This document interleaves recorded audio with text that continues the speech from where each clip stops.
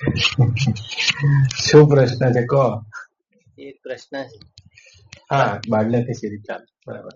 બાપજી, ગીતાજીમાં બ્રહ્મભૂત શબ્દ આવે છે, તો આ શબ્દ પર પ્રકાશ પાડવા માટે વિનંતી છે. બાળનાથી સીધી ચાલે. 18મા અધ્યાયમાં શબ્દ છે બ્રહ્મભૂત. મારો પ્રિય અધ્યાય છે 18મો. એવું કહીશ તો બીજા અધ્યાયને અન્યાય થઈ જશે, પણ 18મો અધ્યાય એટલે આખી ગીતા ફરીથી રિવિઝન. છેલ્લે જે કહેવું છે 18 અધ્યાય ફરી કહી દીધું ભગવાને. શું કે વિહંગ રીતે. એટલે આખું તાત્પર્ય પકડાયું તો જ 18મો પકડાય, નહીં તો 18માં એમ લાગે આનું કશું નવું નહીં, પણ ઘણું બધું નવું છે. સમાજ શૈલીમાં કેવું ને ટૂંકમાં, એ બહુ મોટી વિદવત્તા છે ભગવાનની, શ્રી કૃષ્ણની.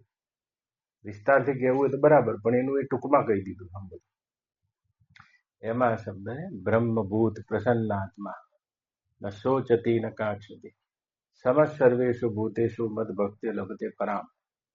એમાં અહીંયા બ્રહ્મભૂત શબ્દ વાપર્યો છે. એના ઉપરના 4 શ્લોક છે, એમાં આનો અર્થ છે. કોઈ પણ ગીતા હોય ને, તમારે કોઈ પણ શબ્દ નવો આવે ને, એના ઉપર એના અર્થ હોય. બસ આ વ્યાસની શૈલી છે.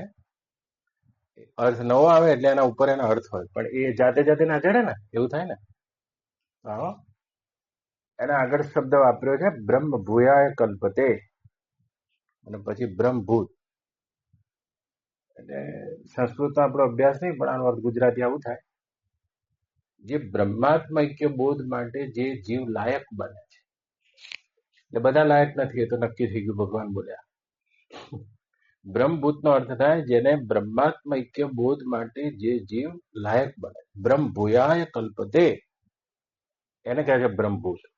તો કે જે બ્રહ્માત્મ ઐક્ય બોધ માટે લાયક બને છે. બધા લાયક નથી. જેમ દીકરો તમારો જ છે, પણ તમે એને 5 રૂપિયાની ચોકલેટ આપી શકો છો, પરણાઈ ના આપો. પરણાવવા માટે તમારે રાહ જોવી પડે. એને ઘૂઘરો લાવી આપો, બહુ બહુ તો પેન્ડલની સાયકલ લાવી આપો, પણ એમ કે મારે હાલના હાલ પરણવું છે તો મેળ ના પડે. આ બ્રહ્મભૂત એટલે જે બ્રહ્માત્મા ઐક્ય બોધ માટે લાયક બને છે, એ સાધકને ગીતામાં બ્રહ્મભૂત કહે છે. એના લક્ષણો આપ્યા છે, હું કહું તમને વિસ્તારથી. સારો પ્રશ્ન છે. તો બ્રહ્માત્મા ઐક્ય બોધ છે તે સાર છે તમામ શાસ્ત્રનો. એ બ્રહ્મને, એ ભગવાનને, એ પરિબ્રહ્મને, એ પરમાત્માને આપણે તત્પદથી જાણીએ છીએ, તે કહીને જાણીએ છીએ. પણ તેની અને મારી એકતા જયારે અનુભવમાં આવે, અને આને કહે છે બ્રહ્માત્મા ઐક્ય બોધ. એકતા છે ખરી, પણ તે અનુભવનો વિષય નથી બનતી. એકતા તૂટી નથી ગઈ. જેમ ગળાનું ઘટાકાશ કે મહાકાશથી છૂટું નહીં પડી ગયું, અને પડી શકાય નહીં, એક જ છે. એ જ રીતે આ ઘટમાં જેને તમે આત્મા કહો છો, એ બ્રહ્મ એટલે બ્રહ્મ જ હોવાથી એ બ્રહ્મથી કાંઈ જુદો નથી પડી ગયો. અને આ દેહના નાશથી કાંઈ એનો નાશ પણ નથી.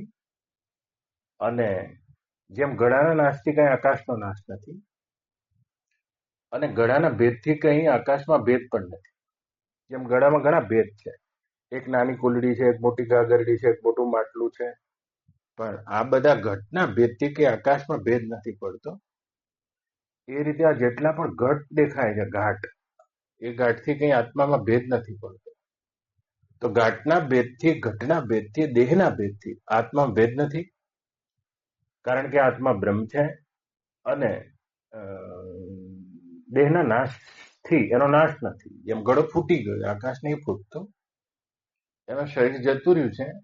આ બધા શરીરો જતા રહે, આખું બ્રહ્માંડ જતું રહ્યું. બ્રહ્મા વિષ્ણુ અને મહેશના ઘાટે જતા રહ્યા છે, પણ એ તત્વ જતું નથી. એ તમારો આત્મા છે, બ્રહ્મ છે. અને એની અનુભૂતિ આ દેહમાં થવી, એ આધ્યાત્મિક શાસ્ત્ર યાત્રાની પ્રકાષ્ઠા છે. એની અનુભૂતિ થવી, તેનો બોધ થવો, તે અનુભવનો વિષય બનવો, અને પરમાત્માને અહમ પ્રત્યયથી જાણવા, હું પ્રત્યયથી જાણવા. અને એ હું પ્રત્યયવાળા છે. કદી પણ એ પરમાત્મા ઇદમ પ્રત્યયવાળા ના બની શકે. આ થઈને આમ ના બની પરમાત્મા. આ થાય એ તમારાથી નાના જ હોય, તમારા જ્ઞાનનો વિષય હોય, તમારાથી નાના હોય, અને તમે તમારા પ્રકાશમાં પ્રકાશિત થતા. માનો ચતુર્ભુજ વિષ્ણુના દર્શન થઈ ગયા છે, પણ આ થઈને થઈ ગયા છે. એટલે જે આ થઈને થાય ને એ તમારા આત્માથી નાના હોય, એટલે તમે આ કહો છો. અને તમારા પ્રકાશથી પ્રકાશિત હોય, તમારી હાજરીમાં આયા હોય ને તમારી હાજરીમાં જતા રહેવાના હોય. માટે આ થઈને જેટલા પણ દર્શન થાય તે દર્શન વાસ્તવિક નથી. એ પરમાત્માનું જયારે પણ અનુભૂતિ થાય છે ત્યારે અહમ પ્રત્યેથી થાય છે. કોઈ પણ જીવનો જે અહમ છે, વાસ્તવિક શુદ્ધ અહમ, બે પ્રકારના અહમ છે. એક મિથ્યા અહમ છે, એક સાચો. એક સાચો હું છે, એક ખોટો હું છે. તો ખોટો હું તો અત્યારે હાલ અનુભવમાં આવી રહ્યો છે, ભ્રાંતિજન્ય છે. પણ બધાનો વાસ્તવિક જે અહમ છે એ તો અહમ બ્રહ્માસ્મિ, જે દેશના ઋષિએ સાક્ષાત્કાર કર્યો છે, એ જ બધાનો અહમ તો છે, એ જ બધાનો હું તો છે. એટલે જયારે પણ પરમાત્માની પ્રાપ્તિ કહો, અનુભૂતિ કહો, એ માત્ર બોધ છે, એક પ્રકારનો હોશ છે. એનો અહમ પ્રત્યેથી અનુભવ થઈ જાય છે. અને વખતે આ ઇદમ થઈને દેખાતું બધું એ વિલીન થઈ જાય છે. અને આને કહે છે બ્રહ્માત્મૈક્ય બોધ. એ બોધ માટે આપણે બધા લાગેલા છીએ.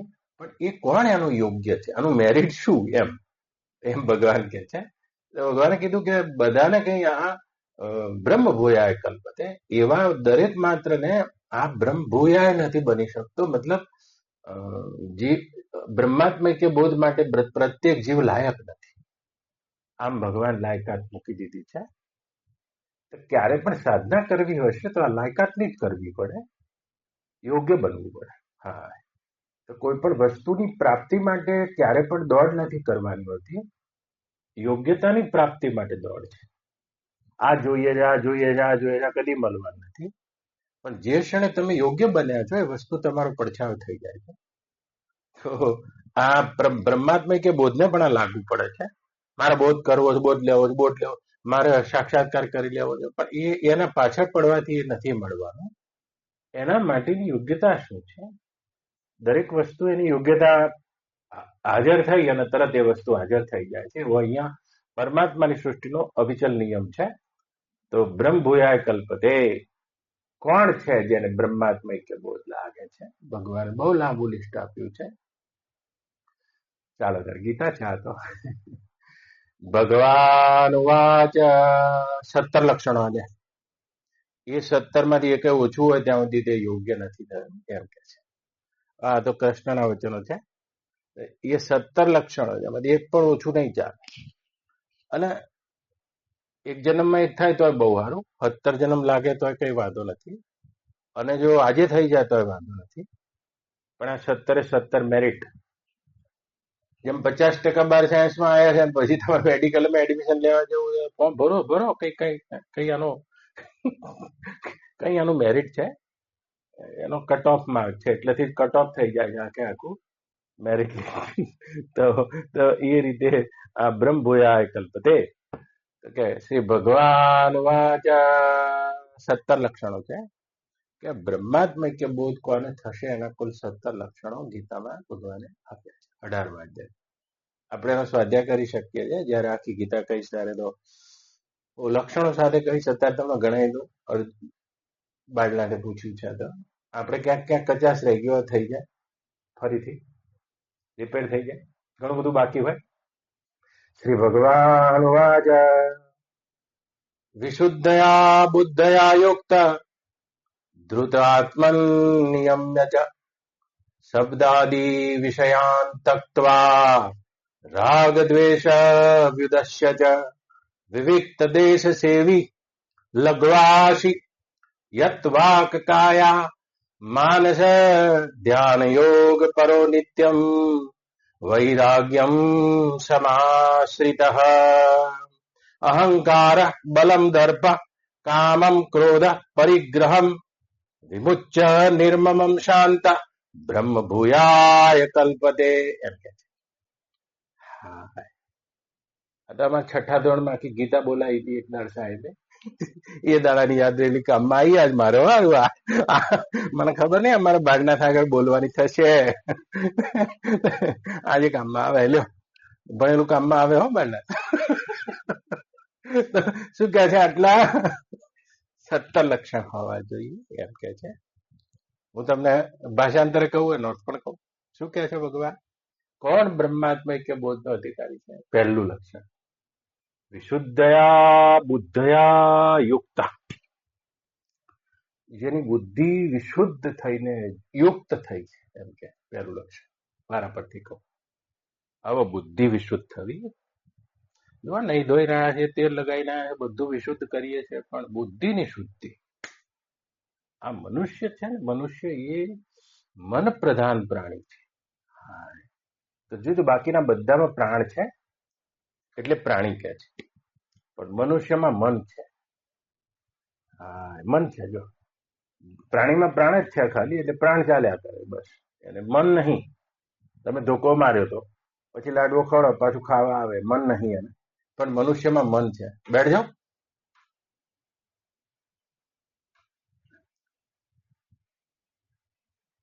બા એ મન તો બધામાં હોય છે, પણ કોક કોકમાં બુદ્ધિ હોય છે. બધા બુદ્ધિ ના હોય. અને એ કોક કોકની બુદ્ધિમાં એ બુદ્ધિ પાછી વિશુદ્ધ હોય છે. એવો વિશુદ્ધ બુદ્ધિ વાળો મન તો બધામાં હોય છે. હવે મન કોને કહેવાય? કે ભાઈ પ્રાણીમાં મન ના હોય. જન્મ્યું ગાય જ્યારથી પૃથ્વી ઉપર આવી ત્યારથી ગાયનો પૂળો ખાધા કરે જુવારનો. અને તમે કેટલું બધું જુવારનું બનાવ્યું. જુવારના રોટલા બનાયા, જુવારના ઢોસા બનાયા, જુવારની પૂરીઓ બનાવી. જોજો હા, રોસ્ટેડ જુવાર બનાવી, સાદી જુવાર બનાવી, જુવારની દાણી બનાવી. બેઠ જાઓ.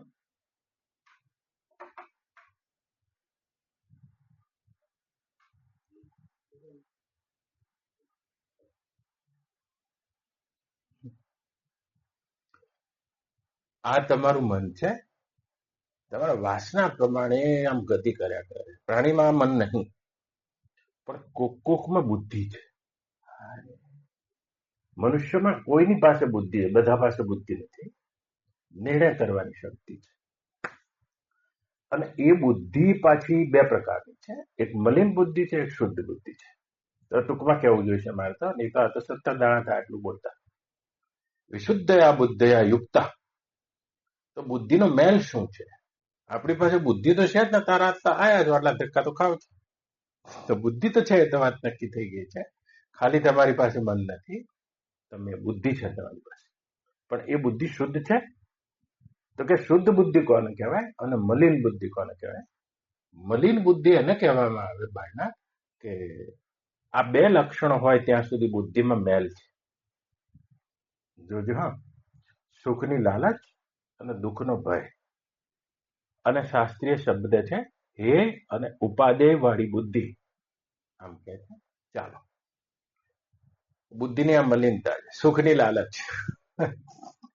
બોલો, બુદ્ધિ છે તો તમારી બુદ્ધિ તે બ્રહ્મ તત્વનો વિચાર નહીં કરી શકે. સુખની લાલચ વાળી બુદ્ધિ. અને જ્યાં સુધી સુખની લાલચ છે ત્યાં સુધી દુઃખનો ભય પણ રહેશે. આ બુદ્ધિ વિશુદ્ધ નહીં થઈ શકે અને બ્રહ્મ તત્વનો વિચાર નહીં કરે. કરશે ખરી, કલાક પૂરતી કરશે, બાપજી સામે આવી ગઈ છે. જોજો હા, પણ આ સુખના લાલચ અને દુઃખના ભય વાળી બુદ્ધિ છે. રાગ દ્વેષથી વશીભૂત બુદ્ધિ છે. ભગવાનની માયાથી છેતરાઈ ગયેલી બુદ્ધિ છે. વિશુદ્ધ બુદ્ધિ એને કહે છે કે જે બુદ્ધિમાંથી સુખની લાલચ ગરી પડે છે અને દુઃખનો ભય ખરી પડે. એક એવો નિર્ણય જ આવી ગયો છે, આવી શુદ્ધ નિર્ણય વાળી બુદ્ધિ. હજુ તમને શું નિર્ણય નથી આવ્યો કે તમે સુખ મેળવવા માટે દુઃખી થઈ રહ્યા છો? દુઃખી તમને કોઈ કરનાર નથી. જો તમે દુઃખનો દરવાજો બંધ કરી દેશો તો ભીતરનું સુખ પ્રગટ થઈ જશે. પણ તમારું સુખ બીજાના ઘરમાં કેદ છે. કેદ કોકની તિજોરીમાં છે, પત્ની પાસે, બાળકો પાસે, છોકરા પાસે, પાડોશી પાસે, રૂપિયા, બેંકમાં, બીજે ત્રીજે, વિષયોમાં, શબ્દમાં, રૂપમાં, રસમાં, ગંધમાં. અને ત્યાં સુધી બુદ્ધિ ચંચળ રહ્યા કરે છે. બુદ્ધિ ડોલાયમાન રહ્યા કરે છે. બુદ્ધિ બહિર્મુખ રહ્યા કરે છે. બુદ્ધિ ની આ મલિનતા છે. જ્યાં સુધી તેમાં મેલ છે, સુખની લાલચ, અને ત્યાં સુધી દુઃખનો ભય પણ છે. તો વિશુદ્ધ બુદ્ધિ કોને કહે છે બાળના? જેમાંથી સુખની લાલચ અને દુઃખનો ભય છૂટી ગયો. એક બીજી બુદ્ધિનો મેલ છે હે અને ઉપાદેય વૃત્તિ રહિત બુદ્ધિ. હે એટલે ત્યાજ્ય અને ઉપાદેય એટલે ગ્રાહ્ય. આ બધા શાસ્ત્રીય શબ્દો છે. તો ત્યાજ્ય અને ગ્રાહ્ય, જેટલી બુદ્ધિ વધારે હોય આ રહ્યા કરશે. यहाँ से चला जाऊं, कहाँ दूर रह जाऊं, ये जाऊं, કાશ્મીર જતો રહું, 4 દાડા ત્યાં રહું, આ રૂમમાંથી પેલા રૂમમાં જતો રહું. જો આ છોડું અને આ પકડું, આ પકડું અને આ છોડું, આને કહે છે હે અને ઉપાધિ. બુદ્ધિ આ શાંત થવા પામતી નથી. તો જો આ સંસાર જ બાળના જે મિથ્યા હોય તો ત્યાં આગળ ગ્રહણનું મિથ્યાત્વ જે બુદ્ધિ જાણી ગઈ છે, અહીંયા છોડવાનું શું ને પકડવાનું શું? જે સમય જે થઈ રહ્યું છે બસ તો જોઈ લો. ફૂલ ખીલી રહ્યું છે, કોયલ બોલી રહી છે, આજે જમવાનું આ બન્યું છે. તમે શાસ્ત્રની આપેલી મર્યાદાથી વર્તમાનમાં ખડી કરી દો બુદ્ધિને. પણ આમાંથી હે ઉપાદેય એટલે કે ગ્રાહ્ય ન તાજ્ય આમ કરી એનો તોલ ખેલ કરવાના બેસો. નહીં તો કાલે કોયલ નહીં બોલતી હોય, તમારી બુદ્ધિ દુઃખી થશે. કાલે આ પત્ની આટલી મીઠું નહીં બોલતી હોય તમારા જોડે, અને આજે બોલે છે એવું કાલ નહીં બોલતી હોય, તો પાછી તમારી બુદ્ધિ દુઃખી થશે. જો આજે જે મળ્યું છે એવું કાલ નહીં મળતું હોય, તો કે કઈ બુદ્ધિ શુદ્ધ થઈ ગઈ? જેમાંથી આ સંસારની પ્રત્યેક ઘટનાનું મિથ્યાત્વ દર્શન થયું. ત્યાગવું એ શું નહીં, પકડવું એ શું? તસ્ય પ્રજ્ઞા પ્રતિષ્ઠિતા. આ બુદ્ધિ પ્રજ્ઞા તરફ ગતિ કરી ગઈ છે, જેમાં કશું હે અને ઉપાદેય ના બચ્યું. જે સમય જે થયું બરાબર.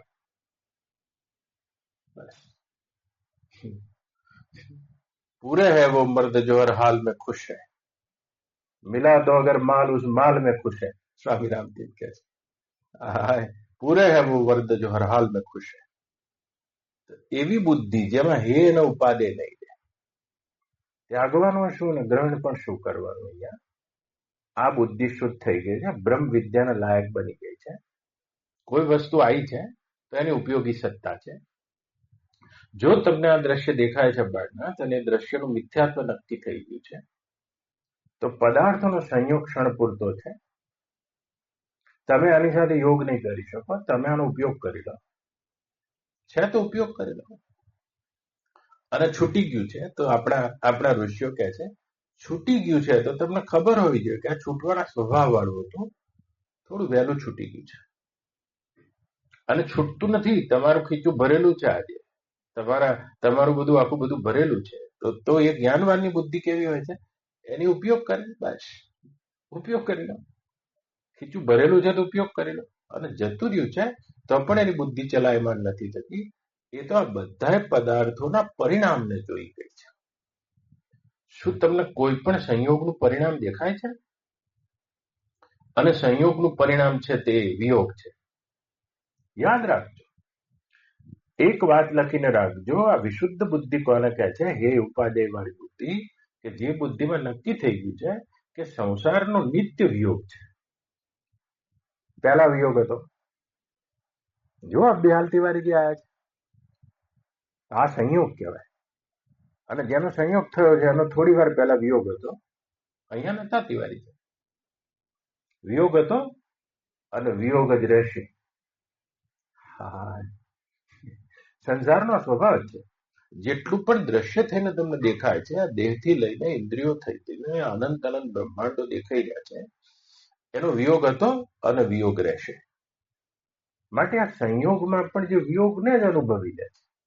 સંયોગ શબ્દ પણ જેની બુદ્ધિમાં આવતો નથી. સંસારનો નિત્ય વિયોગ જ છે. આદિ અને અંતમાં વિયોગ છે.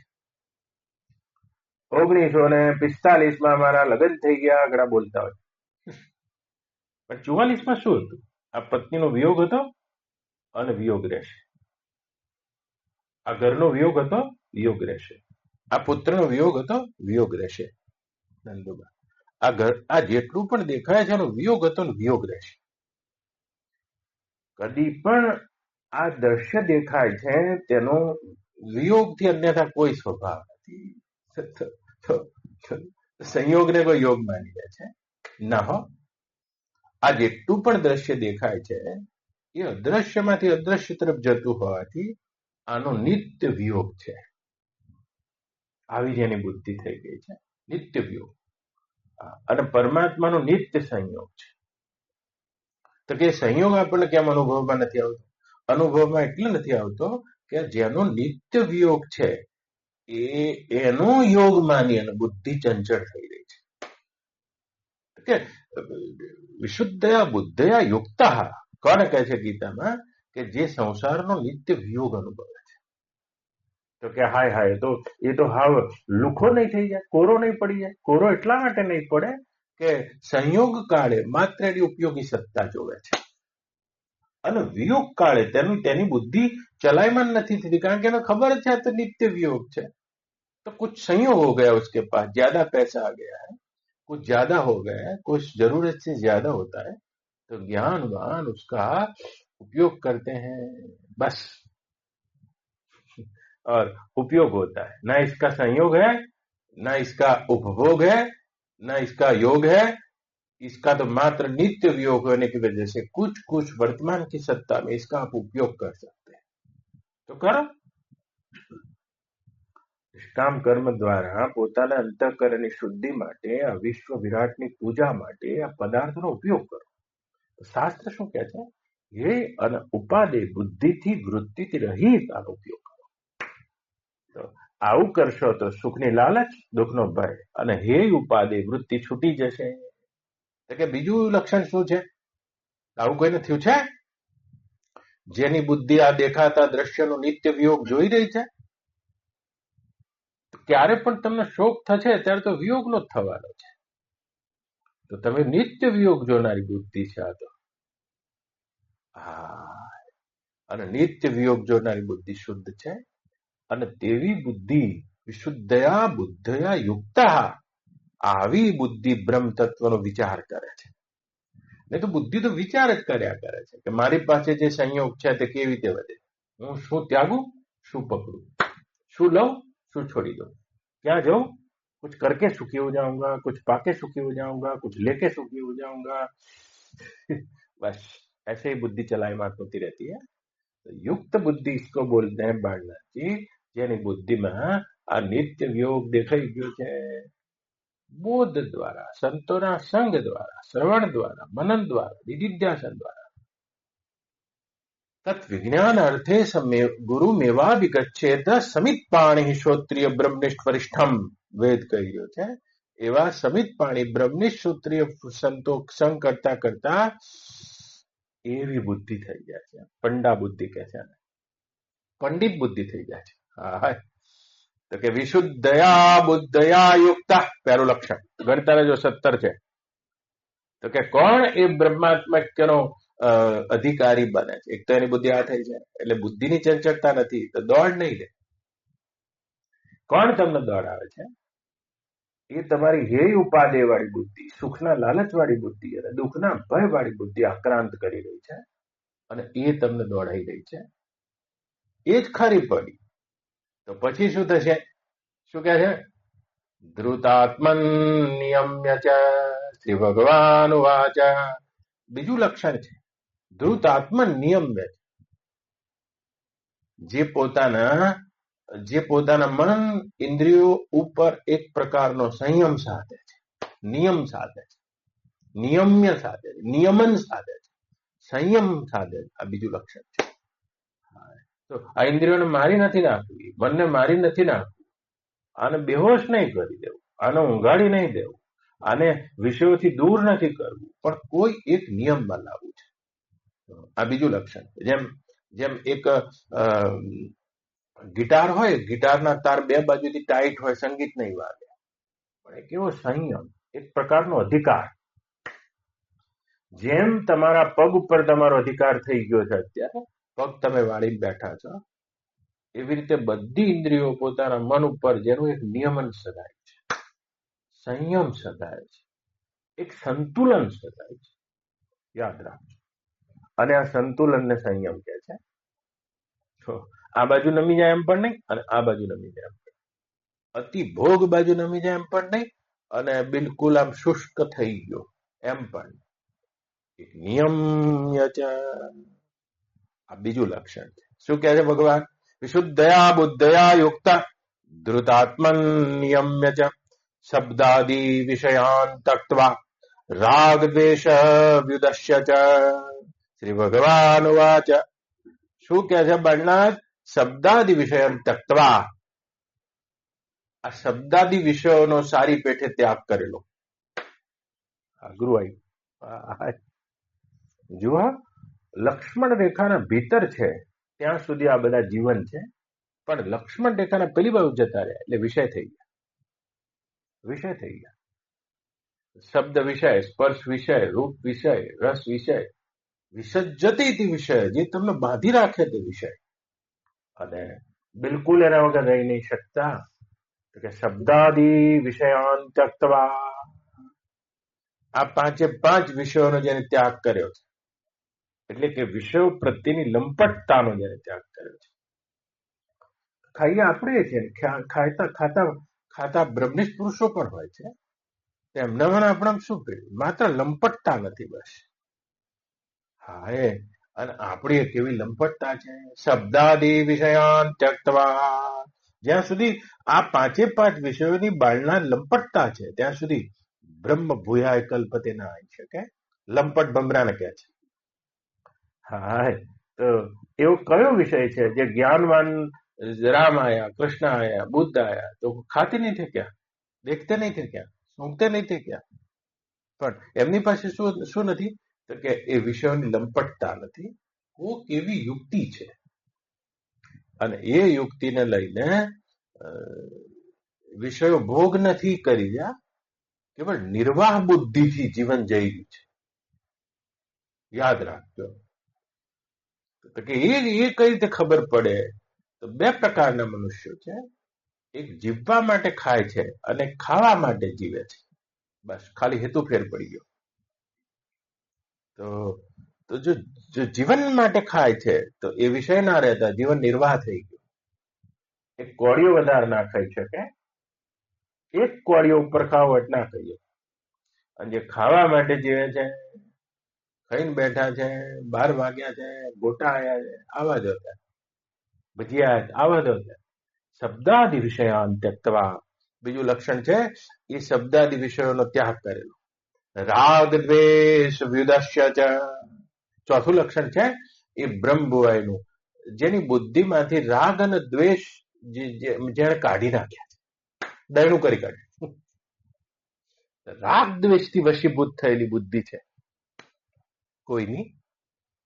તત્વના એ રાગ દ્વેષથી વશીભૂત થયેલી બુદ્ધિ કદી આત્માનું જ્ઞાન કરી નહીં શકતી. આપણે બે જ વસ્તુના કિનારા જોયા છે, કાં તો રાગ જોયો છે કાં દ્વેષ જોયો છે. આ જગતમાં રાગાસ્પદ વસ્તુ રહેશે અને દ્વેષાસ્પદ વસ્તુ રહેશે. રાગાસ્પદ વ્યક્તિ રહેશે, દ્વેષાસ્પદ વ્યક્તિ રહેશે. રાગાસ્પદ પરિસ્થિતિ રહેશે, દ્વેષાસ્પદ પરિસ્થિતિ રહેશે. રાગ દ્વેષ જવાનું નામ, આપણે રાગ જતો દ્વેષ થઈ જાય. જો કાલ આપણે બે બોલતા હતા, નહીં બોલતા અને દ્વેષ જ હશે. અને આજ નહીં બોલતા અને પા તિવારી જાય સમાધાન કરે, પા બોલવા મળે એટલે ભાવ રાગ જ થશે. આપણે આ બે કિનારા જ જોયા છે. રાગ દ્વેષ જતાનો અર્થ થાય છે જે રાગાસ્પદ છે એની પણ ઉદાસીનતા અને દ્વેષાસ્પદ છે એની પણ ઉદાસીનતા રહે છે. ઉદાસીન નિત રહીએ ગોસાઈ, ખલ પરિહરહી સ્વાન કિનાઈ. આ રાગ દ્વેષ ખરી પડવું છે. તમે જોજો, બે ભાઈ બોલતા ના હોય એટલે એમને દ્વેષ હોય ત્યારે બોલતા નહીં. જોજો, અને દ્વેષ જતો રે બા બોલવા માંડે, રાગ થઈ ગયો. દ્વેષ અને દ્વેષાસ્પદની પણ જ્ઞાનવાન ઉદાસીન એના પ્રત્યે ઉદાસીન રહે છે, ઉપલક્ષિત રહે છે. દ્વેષ કરીને શું ફાયદો? દ્વેષાસ્પદ તો છે જ.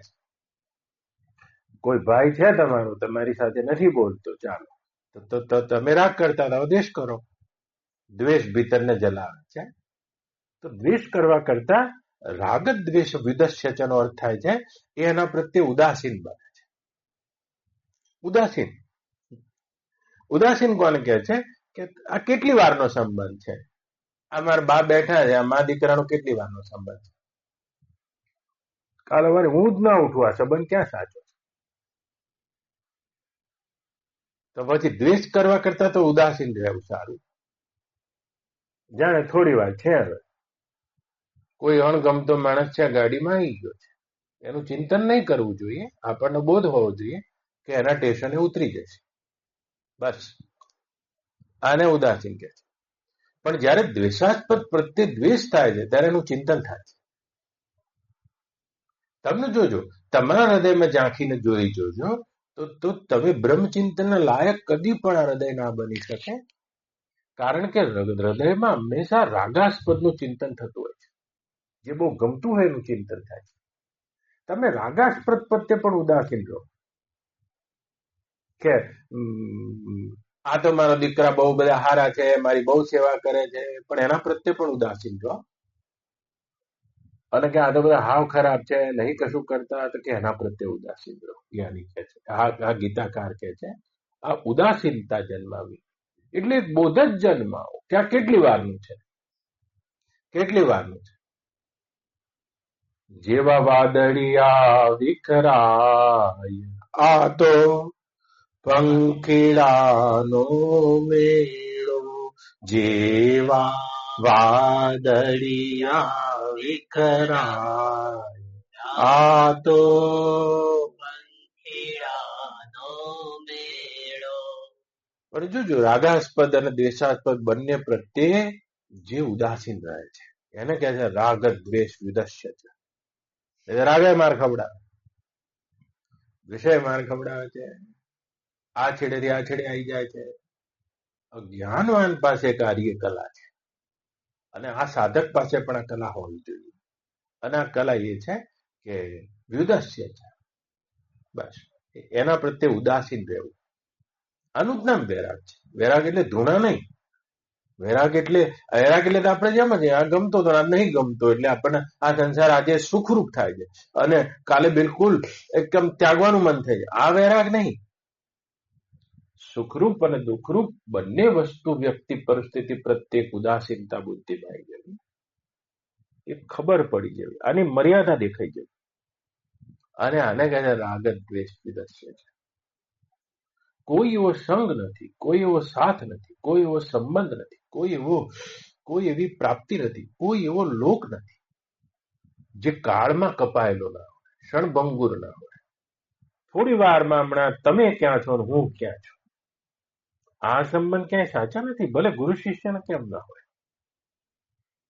તો રાગ હૃદયમાં રોવડાવે છે, દ્વેષ હૃદયમાં રોવડાવે છે. તો રાગાસ્પદ અને દ્વેષાસ્પદ વ્યક્તિ વસ્તુની પરિસ્થિતિ તો જગતમાં રહેશે, પણ ગીતાકાર ભગવાન કે છે વ્યુદાસ્ય છે. આ વ્યુદાસ્ય છે નો અર્થ થાય છે એના પ્રત્યે ઉદાસીન રહે છે. उदासीन रहना पड़ता है, द्वेष नहीं करना. द्वेष करोगे तो हृदय हळगे जावा. हळगेला हृदयમાં કદી આત્માનું જ્ઞાન ના થાય. આત્માનું જ્ઞાન શીતળ હૃદયમાં થાય છે, યાદ રાખજો. તો દ્વેષ નહીં કરના, એટલે હવ ના ખબર પડે. પણ રાગ નહીં કરના, આ નહીં ખબર પડતી. ના, એ નહીં પડતી ખબર. કોઈ પણ દ્વેષ રાગમાંથી જન્મે છે, યાદ રાખજો. તો રાગ નહીં છૂટી શકતો. અને કોઈના પ્રત્યે રાગ છે તો કોઈના પ્રત્યે દ્વેષ થઈ જ જવાનો. અને આ વાક્યનો ને આ શ્લોકોનો અર્થ પણ ઘણા બુદ્ધિના કાચા મનુષ્યને નહીં સમજાતો. આપણે તેમ જ સમજીએ, દ્વેષ નહીં કરવો એટલે એની ભયબંધી કરવી, એના ઘેર જઈને ભેગા ખાવા બેવું, એમ નહીં કહેતા ભગવાન. આપણે બે જ કિનારા જોયા છે હિંચકાના, વચ્ચેની મધ્ય સ્થિતિ તો કદી જોઈ જ નહીં, જે ગીતામાં ભગવાન બિલકુલ રણના મધ્ય ઉભા છે. આપણે તો કોઈની પાસે દ્વેષ નથી એટલે સમજી લો એના જોડે રાગ જ છે. એની થાળીમાં ખાવું જ આપણે. અને જેની થાળીમાં ખાતા હતા અને જો દ્વેષ થાય તો હવે એની થાળી નહીં ખાવું. પણ બિલકુલ મધ્ય સ્થિતિ તો એ છે દેશાસ્પદ પદે ઉદાસીન થઈ ગયો. બહુ સારું એક ઉદાહરણ રામાયણમાં તુલસી કહી રહ્યા છે. ઉદાસીન નીત રહી ગોસાઈ, ખલ પરિહરહી શ્વાન કિનાઈ. કોઈ પણ ગમો અણગમો, ગમતા અણગમતા, લેવડવાળા લેણ દેણ વાળા કેટલાય સંબંધો તમારી આજુબાજુમાં ગોઠવાયેલા છે. ગીતાકાર કે છે વ્યુદાસ્ય છે. અને ઉદાસીન બનીને જેવી રીતે કોઈ વટે માર્ગો નીકળ્યા હોય અને વટે માર્ગુ ક્યાંક પાણીના પ્યા ઉપર ભેગા થઈ ગયા છે.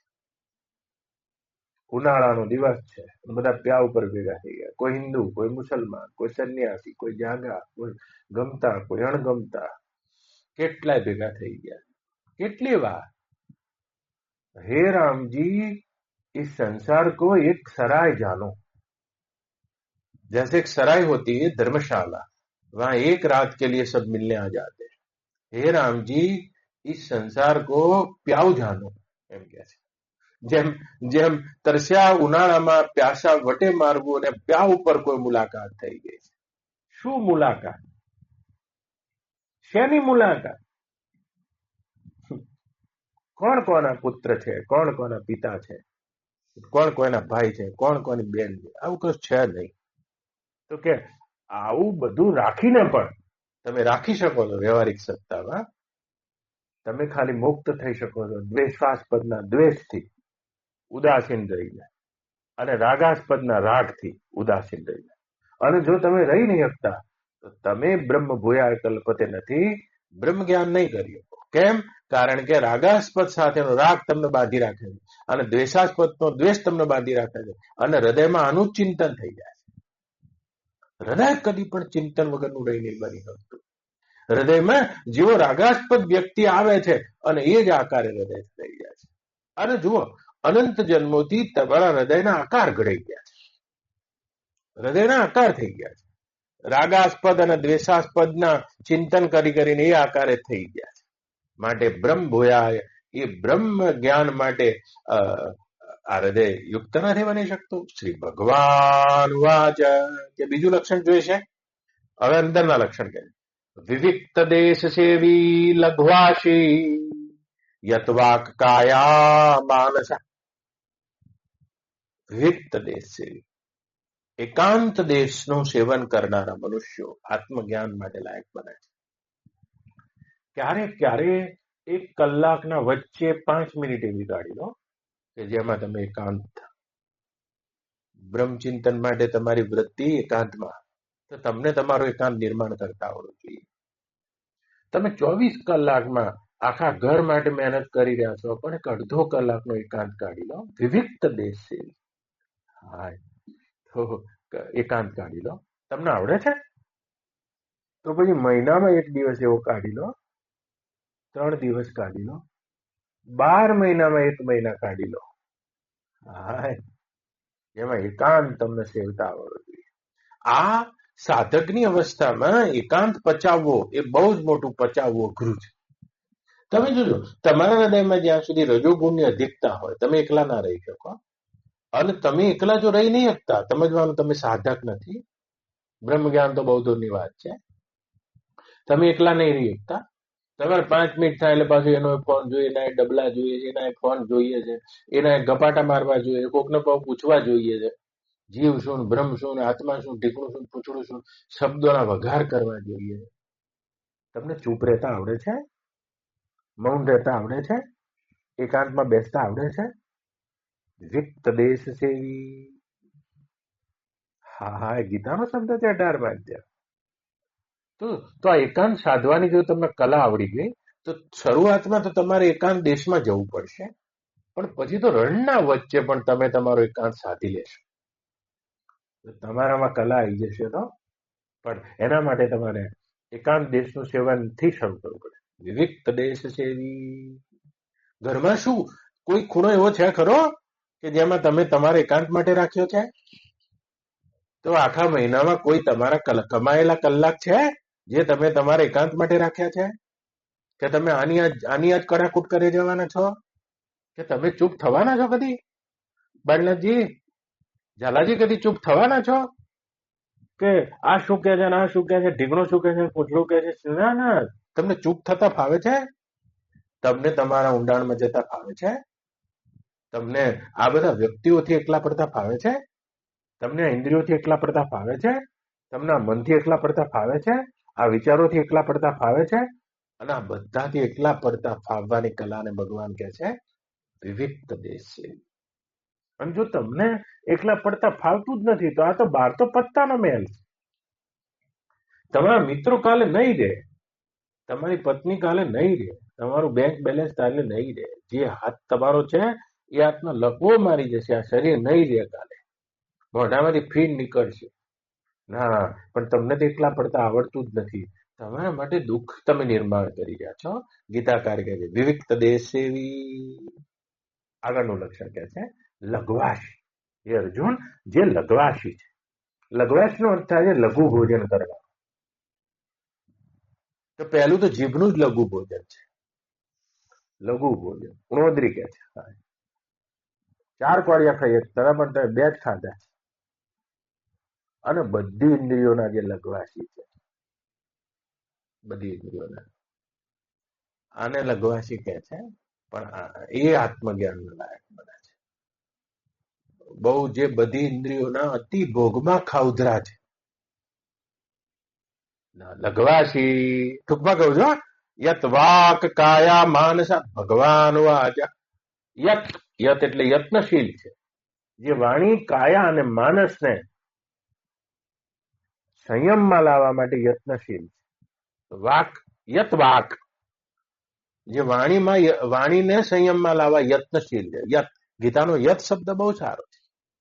યત શબ્દ ગીતામાં જ્યાં જ્યાં આવ્યો છે, યત એટલે યત્નશીલ, યતિ, જતિ, આ બધા શબ્દો છે.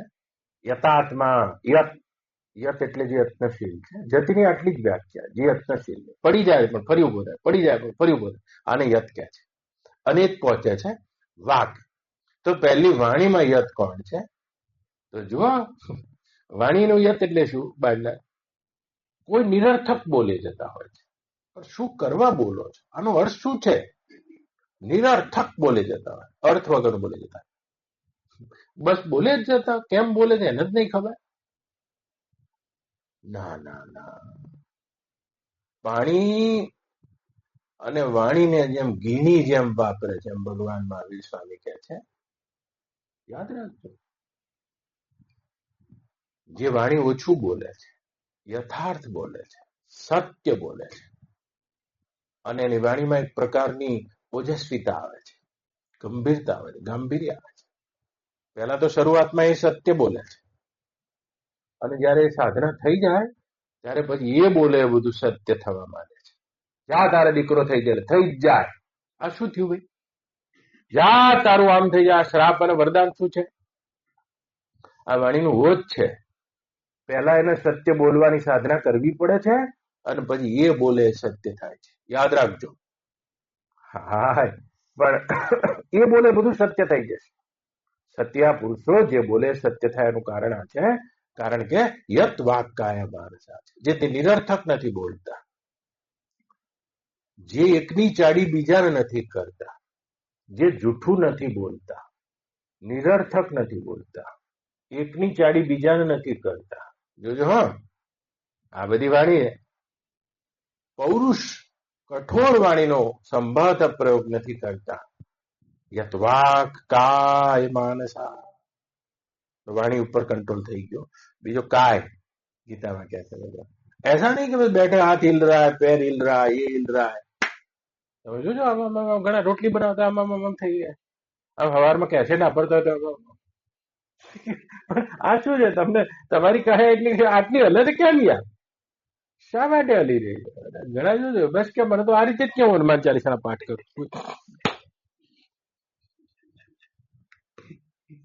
યત વાકાય માનસા, બેઠા પગામાં લઈ જતા હોય, હાથામાં લઈ જતા હોય, શું ના શું કરી જતા હોય, કઈ ના કઈ આમ કરી જતા હોય.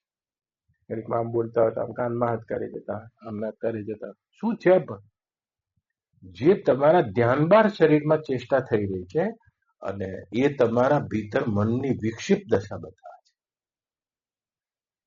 તો આને ગીતાકાર કહે છે યત વાકાય માનસા. ત્રીજું માનસ. જેમ અનર્થક વ્યક્તિ બોલી જાય, માનસમાં બેઠો બેઠો મનોરાજ કરે જતો હોય. એસા નહીં, કદી તમારું મન મનોરાજ વગરનું હોય છે? બેઠા ને ખ્યાલો ચાલુ થઈ ગયા. તો એ મનોરાજ થયા કે દોડા દાડાના સપના કહે છે ને, મુંગેરી લાલ કે હસીન સપને. તો આને થયા કરે છે. તો ના ના, એ વાક કાય માનસાનો અર્થ થાય છે જ્યાં મનોરાજ રહિત મન થઈ ગયું. તમને પૂછ્યા વગર મન ઊભું થઈ શકતું હશે અહીંયા. પણ તમે તો જ્યાં બેઠા ત્યારે મનમાં મનોરાજ બસ ખ્યાલી પુલાવ કે છે હિન્દીમાં છે, ખ્યાલી પુલાવ પકાઈ જતા. તો પકાવવાની ક્યાં ના છે? બેઠા હોય એકલા એકલા ખ્યાલી પુલાવ પકાઈ જતા. આવું થાય છે ઝાલાજી. આને બ્રહ્મભૂયા કલ્પતે નહીં કહેતા. અને હજુ એને યત વાક કાય માનસાહ, આ વાણી કાયા અને પોતાના મનને મનોરાજ રહી, કાયાને અન્યથા હલન ચલન રહી અને વાણીને અન્યથા ઉચ્ચારણ રહિત કરવા માટે જે યત્નશીલ કરીને જેને આ ત્રણેય ઉપર કાબુ કર્યો છે અર્જુન. યત વાક કાય માનસા ધ્યાન યોગ પરો નિત્યમ વૈરાગ્યમ સમાશ્રિત. શ્રી ભગવાન વાચ કે આ બ્રહ્મબોધ કોને લાગે છે કે ધ્યાન યોગ પરો નિત્ય. આ જે ધ્યાન યોગ પરાયણ છે નિત્ય છે. આ ભગવાનની બહુ મોટી શરત છે. યાદ રાખજો, બધામાં ધ્યાન છે યાર. એક સરખી ખીચડી બનાવી છે પણ માર બાજે નહીં બનાવી શકો તમે. શું ફેર છે? ધ્યાનનો ફેર છે. યાદ રાખજો, એક હરખી ગાડી સાફ કરવી છે, નહીં કે આરો લફર ફફર કરે બધું.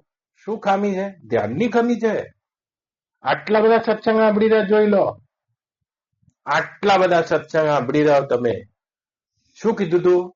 મારા રામ જાણે આ ધ્યાનની ખામી છે. ધ્યાન વગર એવું કયું ક્ષેત્ર છે જેમાં તમને સફળતા મળવાની છે? કદી મળવાની નથી. અમારે વૈરાગી બાબા એક આવતા હતા, બા જોયેલા ને? વૈરાગી બાબા વૃંદાવન, બહુ રસિક સંત હતા.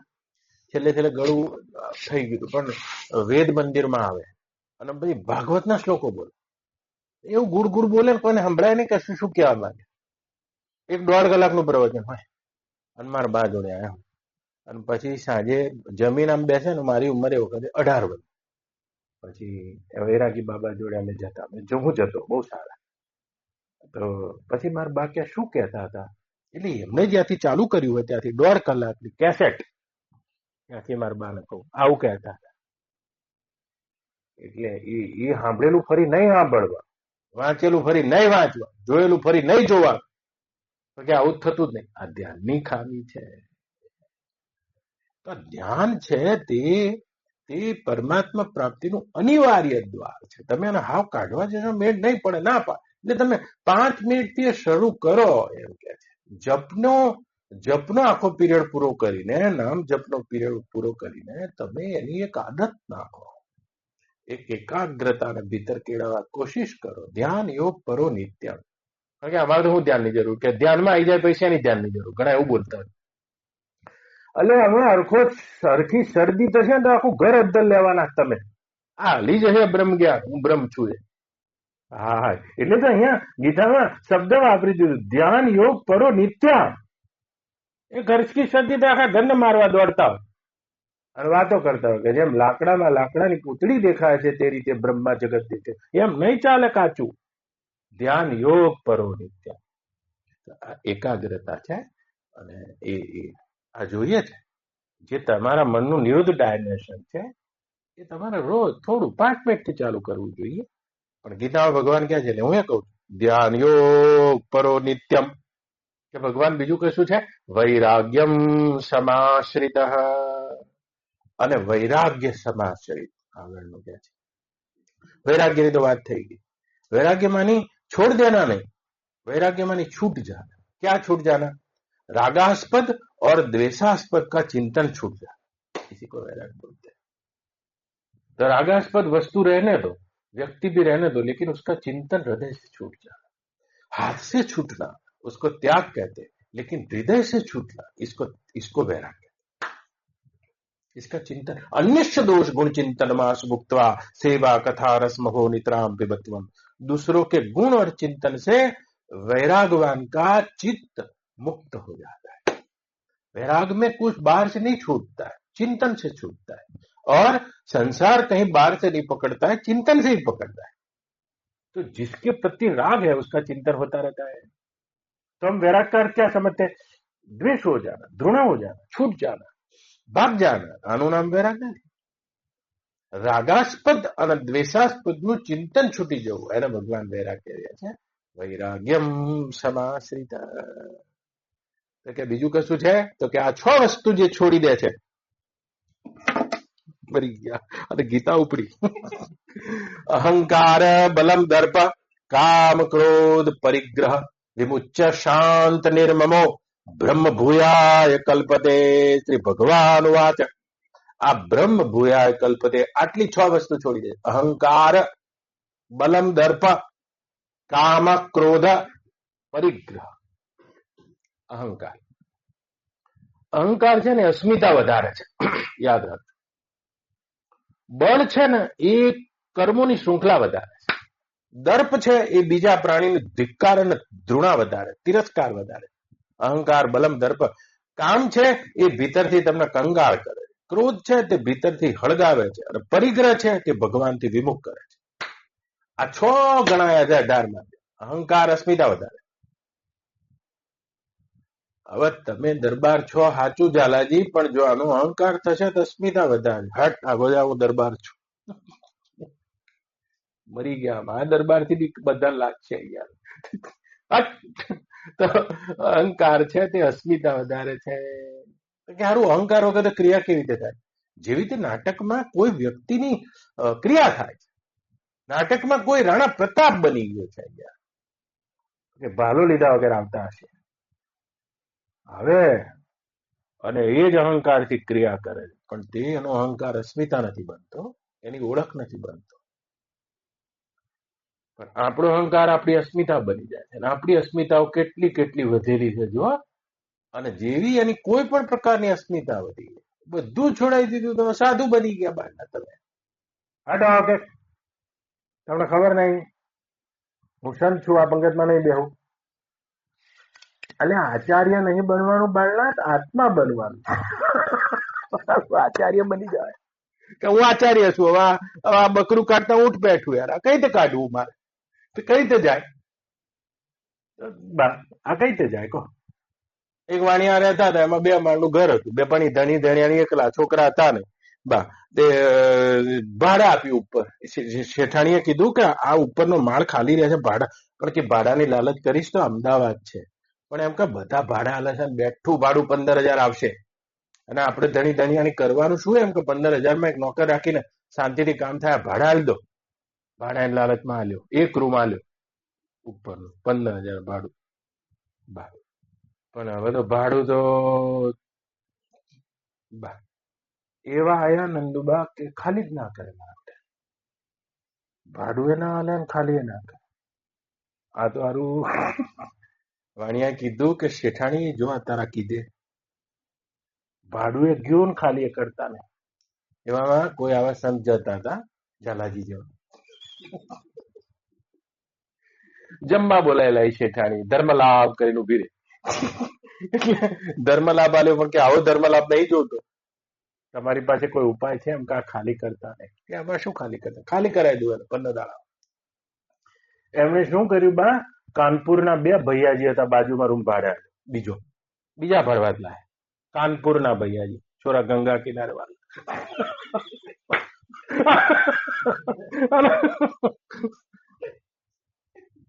2 મહિના થયા નંદુબા, એના પછી સંત ફરતા નીકળ્યા ઝાલાજી જેવા, ધર્મલાભ કરીને ઉભી રહી. એને કીધું ખાલી કરી દીધું. એટલે શેઠે કીધું કે જે પેલા આયા હતા ને, પેલા જે હતા ને એ આ કાનપુરના ભૈયાજી આયા ને પછી એ તો આજે જ ખાલી કરીને જતા રહ્યા, પણ હવે આર્યા બધાય પડ્યા. આમને ખાલી કઈ રીતે કરાવવા માંગે યાર? તો શું બની ગયા હતા એ મટાડવા માટે તમને આચાર્ય બનાવ્યા, સંત બનાવ્યા. આત્મા બનવાનું આચાર્ય નહીં, પણ અહંકાર અસ્મિતા વધારે. બલમ દર્પ બળ. આમાં કેટલા બધા આપણે બેઠા, બધાનું બળ જુદું જુદું છે, શક્તિ જુદી જુદી છે, કામ કરવાની શક્તિ ભગવાનની જ આલેલી છે. એમ કે હું કેટલો શક્તિશાળ, આ વ્યક્તિમાં છે ને કર્મની શૃંખલા વધારે છે.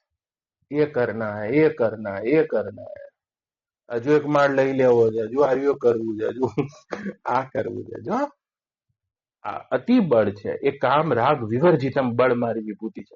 પણ જયારે બળમાં કામ અને રાગ ભેગો થાય ત્યારે કર્મની શૃંખલા વધારે. 80 વર્ષે માણસ મરવા પડ્યો હોય પણ બળશાળી વ્યક્તિ હોય, તમે પૂછશો ને તો કહેતા મને નખમાં રોગ નહીં બાપજી, હું તો હજુ 10 રોટલી ખાઈ જાઉં, 5 કિલોમીટર ચાલુ છું. હા, અને એમ કે તમે એમ કે મને તો કશું નખમાય નથી, જુઓ કે કોઈ ડાયાબિટીસ નહીં, બીપી નહીં, કશું નહીં, હજુ તો એમ કે મારે ચૂંટણી લડવી. આ કર્મની શૃંખલા વધારે છે. માટે અહંકાર બલમ દર્પા, આ બીજો દર્પ અર્જુન જે છોડી દે છે તે આત્મજ્ઞાન માટે લાયક બને. દર્પ એટલે 3 વસ્તુ છે: અભિમાન, ઘમંડ અને દર્પ. તો અભિમાન સારું, મારી પાસે રૂપિયા છે, આ અભિમાન છે. પણ મારી પાસે છે તો હોય અભિમાન, સારું તો નહીં પણ તોય સારું. પણ અભિમાન કરતા ખરાબ ઘમંડ છે. હોય એનું અભિમાન તો ખરું, પણ તારી પાસે નહીં, અને હવે જે થાય ઘમંડ થાય. આમ ટાઈટ કરે, અભિમાન કરતા ઘમંડ ટાઈટ કરે. મારી પાસે છે એમ કે પણ મારા ભાઈ પાસે કશું નથી, કાણ્યું. આ ઘમંડ છે. અને દર્પ, અભિમાને હારું, ઘમંડે હારું. હારો તો નહીં, પણ તો અભિમાન, ઘમંડ અને દર્પ કોને કહે છે કે એ બીજાનો તિરસ્કાર જયારે કરાવે ત્યારે દર્પ કહે છે. મારી પાસે પૈસા હોય એના અભિમાનમાં હું રાજતો હોય, અને તમારી પાસે ના હોય એની ખુશીમાં રાજતો હોય ઘમંડ. પણ તમારી પાસે નહીં અને જેની પાસે નહીં એનો તિરસ્કાર મારા હૃદયમાંથી જન્મતો દર્પ કહે છે. અહંકાર બલમ દર્પા, અને દર્પ વ્યક્તિમાં તિરસ્કાર અને ધૃણાની લાગણી જન્માવે છે. એવો આત્મજ્ઞાનના કદી લાયક બની શકતો નથી અર્જુન. અહંકાર બલમ દર્પા, કામમ ક્રોધ પરિગ્રહમ. કામમ કામના, અને જેટલી પણ કામનાનો વિસ્તાર છે, કામના છે, એ ભીતરથી કંગાલ બનાવે છે. કામના છે એ જ તમારું હૃદયનું કંગાલપણું છે. તમે ભીતરથી ઘણા ખાલી છો, ઘણા બધા પોલા છો, ઘણા બધા ભૂખ્યા છો, ઘણા બધા ભૂખ્યા ડાહ જેવા છો, અને એટલા માટે બહાર ફાફા મારી રહ્યા છો. ભીતરથી કામના, અને કામના ભીતરથી કંગાળ કરે છે. ક્રોધ ભીતરથી જલાવે છે. અને પરિગ્રહમ, આ પરિગ્રહ જેટલી પણ વસ્તુનો છે, જરૂરિયાત આટલાની છે. सामान 100 साल का और पता पल का नहीं, फिर भी सामान कम पड़ रहा है. बस सामान 100 साल का है, पता पल का नहीं है, फिर भी सामान कम पड़ रहा है. तो જેટલો તમારો બાહ્ય પરિગ્રહ છે બહારના, એટલો તમને ભગવાનથી વિમુખ રાખે છે. અહંકાર બલમ દર્પ કામ ક્રોધ પરિગ્રહમ વિમુચ્ય, આ 6 ને જે અર્જુન જે છોડી દે છે, નિર્મમો શાંતા, જે મમતાથી રહિત છે અને જે શાંત છે, બ્રહ્મ ભૂયાય કલ્પતે, અને તેવો પુરુષ બ્રહ્માત્મ બોધ માટે લાયક બને છે. અને આવા લાયક પુરુષને બ્રહ્મભૂત કહે છે. બ્રહ્મભૂત, પ્રસન્નાત્મા એમ કરીને આગળ કહે છે. ઓમ પૂર્ણમદ પૂર્ણમિદમ પૂર્ણાત પૂર્ણમુદચ્યતે પૂર્ણસ્ય પૂર્ણમાદાય પૂર્ણમેવાવશિષ્યતે. ઓમ શાંતિ શાંતિ શાંતિ. હરિ ઓમ. શ્રી ગુરુભ્યો નમઃ. હરિ ઓમ.